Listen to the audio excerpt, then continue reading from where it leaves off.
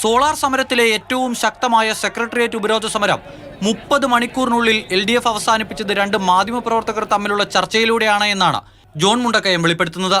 CPM നിർദ്ദേശപ്രകാരം ജോൺ ബ്രിട്ടാസ് തന്നെ വിളിച്ച് ഉപരോധ സമരം അവസാനിപ്പിക്കേണ്ടേ എന്ന് ചോദിച്ചുവെന്നും ഇക്കാര്യം അന്നത്തെ മുഖ്യമന്ത്രി ഉമ്മൻചാണ്ടിയെ താൻ അറിയിച്ചുവെന്നും ജോൺ പറയുന്നു. സോളാർ വിഷയത്തിൽ ഇടതുമുന്നണിയുടെ സമരം സെക്രട്ടേറിയറ്റിന് മുന്നിൽ കത്തിക്കാളി നിൽക്കുന്ന സമയത്താണ് ജോൺ ബ്രിട്ടാസ് എന്നെ വിളിക്കുന്നത്.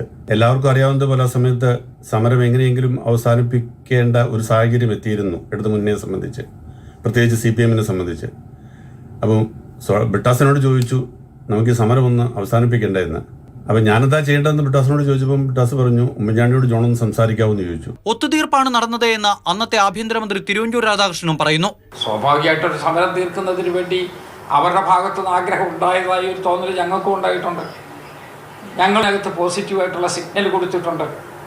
അതെല്ലാം നല്ല ഭംഗിയായി തീർത്തു എന്നുള്ളതാണ്, റിസൾട്ടാണ് ഇതിനകത്തെ ഏറ്റവും പ്രധാനപ്പെട്ട കാര്യം. എന്നാൽ ജോൺ ബ്രിട്ടാസിന്റെ പ്രതികരണം ഇങ്ങനെയായിരുന്നു. തിരുവഞ്ചൂർ രാധാകൃഷ്ണനാണ് എന്നെ ബന്ധപ്പെടുന്നത്. ചെറിയാൻ ഫിലിപ്പിന്റെ ഫോണിലാണ് ബന്ധപ്പെട്ടത്.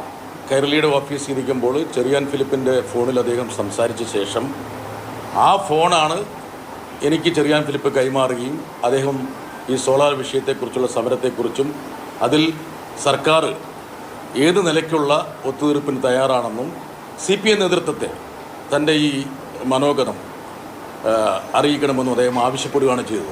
അന്ന് ഇടത് സഹയാത്രികനായിരുന്ന ചെറിയാൻ ഫിലിപ്പിന് കാര്യങ്ങളെല്ലാം അറിയാമെന്നും ജോൺ മുണ്ടക്കയത്തിന്റെ ശ്രദ്ധ പിടിച്ചു പറ്റാനുള്ള ശ്രമമാണെന്നും ബ്രിട്ടാസ് പറഞ്ഞു. പിന്നാലെ വലിയ ചലനങ്ങൾ ഉണ്ടാക്കാൻ പോകുന്ന ചെറിയാന്റെ പ്രതികരണം. 2 ദിവസം മുമ്പാണ്. ഇല്ല, സമരം ഒഴിവാക്കപ്പെടുന്നതിന്റെ കാര്യത്തിൽ അങ്ങനെ LDFന്റെ ഒരു സമരം പ്രഖ്യാപിച്ചിട്ട് അങ്ങനെ ഒഴിവാക്കും.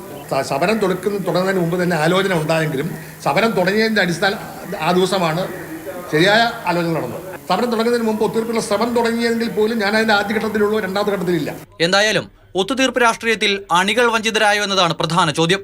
സെക്രട്ടേറിയറ്റ് വളയൽ കഴിഞ്ഞ് 11 വർഷത്തിന് ശേഷം ഇടത് വലത് മുന്നണികൾക്ക് പ്രവർത്തകരോട് ഇക്കാര്യം വിശദീകരിക്കേണ്ടി വരും. മാതൃഭൂമി ന്യൂസ്, തിരുവനന്തപുരം.